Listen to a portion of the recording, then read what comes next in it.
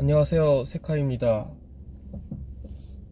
가는 지역마다 다르겠지만 이제 세계여행을 가려면은 여러 가지 예방 접종을 해야 되는데요.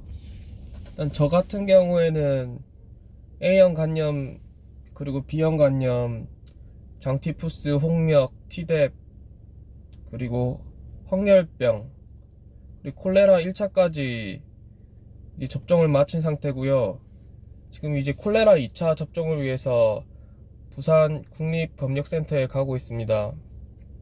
일단 부산 국립검역센터의 경우에는 이제 황열병하고 이제 콜레라 접종을 해주는데, 이제 가려면은 이제 사전에 전화로 예약을 꼭 하셔야 됩니다.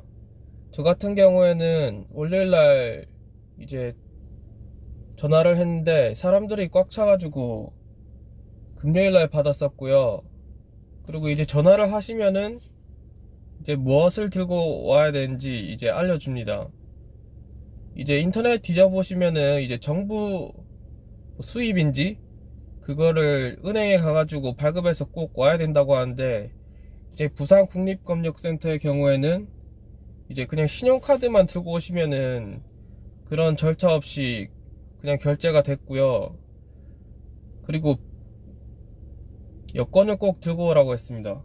그래서 이제 검역센터마다 달라서 확인을 해보셔야겠지만, 저 같은 경우에는 여권하고 이제 신용카드 한 장만 들고 가서 접종을 할 수 있었습니다.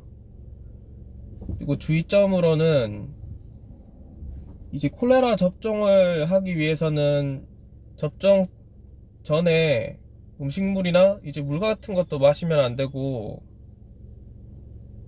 예, 그런 것도 마시지 말고, 저 같은 경우에는 9시 반으로 예약해서 이제 아침을 안 먹고 가가지고 접종을 해서 문제가 없었고, 1시간 전에 얼마나 오래 전부터 금식을 해야 되는지는 저도 잘 모르겠지만, 인터넷에는 이제 접종 전후 1시간에 음식물 취득을 섭취를 하지 말라는 내용이 있었습니다.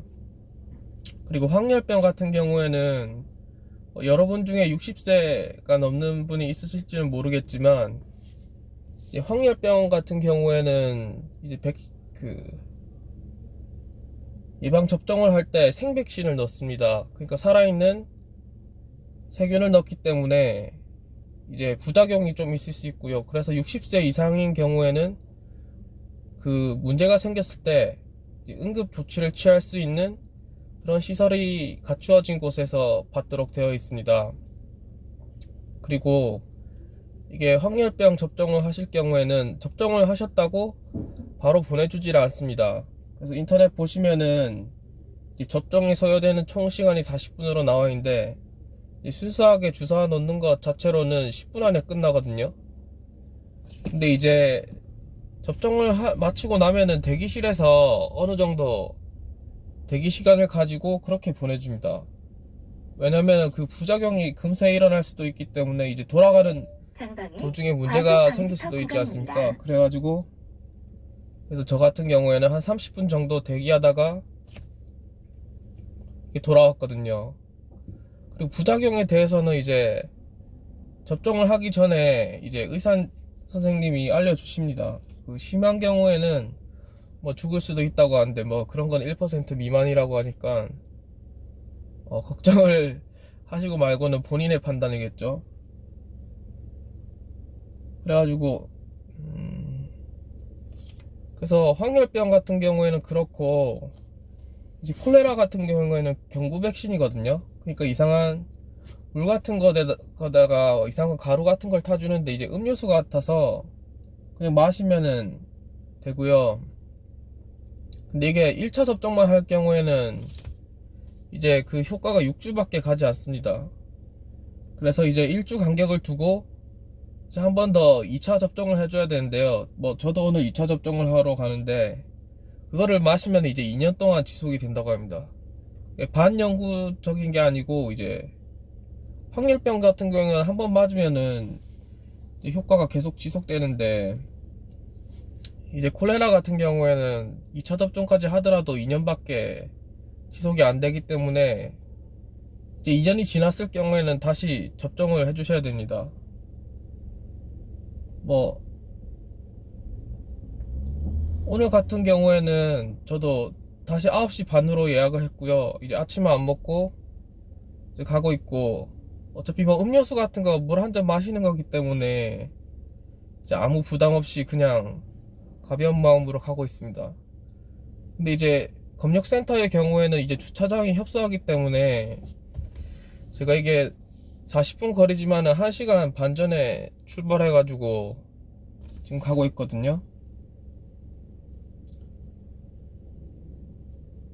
그리고 이제 예방접종을 하고 나서인데, 예방접종을 하고 나서 이제 어느 일정한 기간 동안 헌혈 같은 걸 하면 안 됩니다. 이제 약 속에 그런 성분들이 남아 있을 수 있기 때문에 헌혈을 하시면 안 되고, 사우나도 하시면 안 됩니다.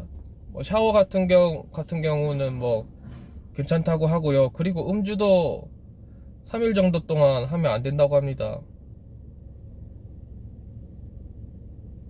왜 그런지 모르겠지만은 의사 선생님이 뭐 그렇게 하시라고 하니까 뭐 따르는 게 좋겠죠?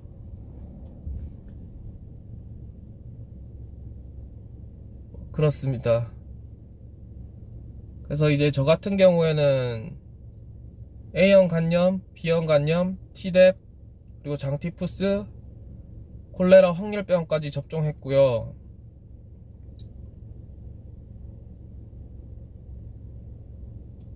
사실 말라리아도 대비책을 세워야 되는데, 말라리아는 따로 예방접종이 없습니다. 이상한 약 같은 거를 먹어야 되는데 그 약 자체도 이제 부작용이 있다고 해가지고 여행 중에 계속 섭취할지 아니면은 증상이 있을 때 섭취할지 아직 정하지 못했고요. 이제 남미 같은 경우에는 고산 높은 지역이다 보니까 고산병 약을 챙겨 가시는 분들도 있더라고요. 아마 고산병 약하고 말라리아 약은 챙겨 가긴 할 건데 바로 복용할지 안 할지는 아직 정하지 않았습니다. 그리고 이제 A형 간염하고 B형 간염의 경우에는 이제 접종 한 번에 이게 항체가 생기는 사람도 있겠지만은 대부분 생기지 않거든요. B형 간염의 경우에는 1차 접종 후에 한 달 후에 2차 접종, 그리고 6개월 후에 3차 접종이기 때문에 이제 갑자기 세계 여행을 준비하시는 분들은 이제 B형 간염 3차 접종까지 못 하시는 분들도 있고요. 저 같은 경우도 3차 접종까지는 못 할 것 같고, 그리고 A형 간염도 보통 2차 접종까지 하는데 1차 접종을 하면은 대부분의 항체가 생깁니다. 근데 그 항체의 양이 중요한데 그거를 역가라고 하는데, 그 2차 접종을 하는 이유가 그 역가 수치를 높이기 위해서입니다. 저 같은 경우에는 이제 군대에서 이제 특수보직으로 취사병을 해가지고 이상하게 취사병 같은 경우에는 뭐 A형 간염 접종을 해주더라고요. 왠지 모르겠지만은. 그래가지고 따로 보건소에서 항체 검사한 다음에 있는 거를 알고 A형 간염은 하지 않았고, 그리고 자신이 옛날부터 어떤 접종을 했는지는 인터넷에 질병관리본부에 이력이 나옵니다. 그거를 참조하시면 되고요. 그리고 우리나라에서는 많이 없어졌지만 홍역 같은 경우도 저 같은 경우에는 어릴 때 맞았거든요. 근데 최근에 유럽에서 홍역이 돌기도 하더라고요.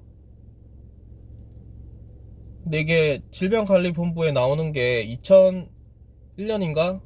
그 이전 데이터만 나와가지고 이제 나이가 좀 드신 분들의 경우에는 과거 이력이 안 나올 수도 있습니다.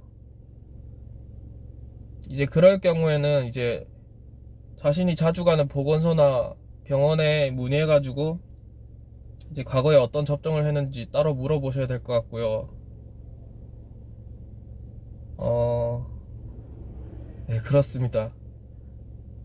일단 저희 나라 같은 경우에는 이제 태어날 때 이제 아기들한테 다 예방접종을 많이 하는 편입니다.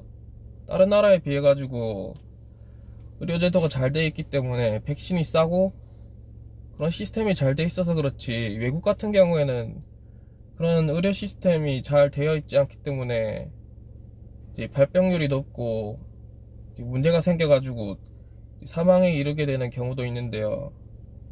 일단 저희 나라에 사는 사람들은 그런 걸 생각조차 하지도 않고 있죠.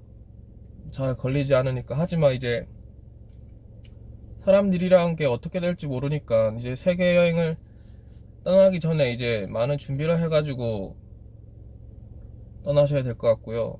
예방접종 같은 경우에도 걸리고 나면은 늦으니까 미리 하시는 게 얼마 하지도 않거든요.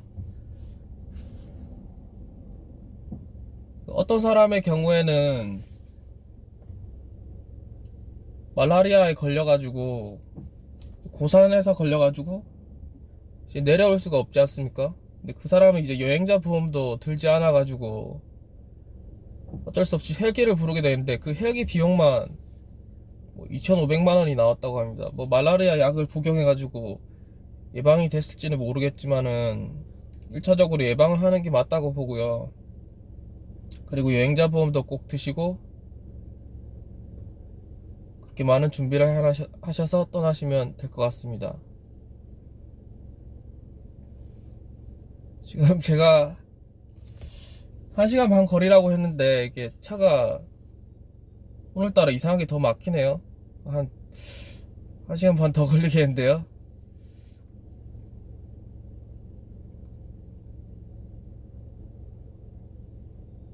예, 그럼 여러분 예방접종 잘 하시고 건강하게 여행 다녀오시길 바라겠습니다.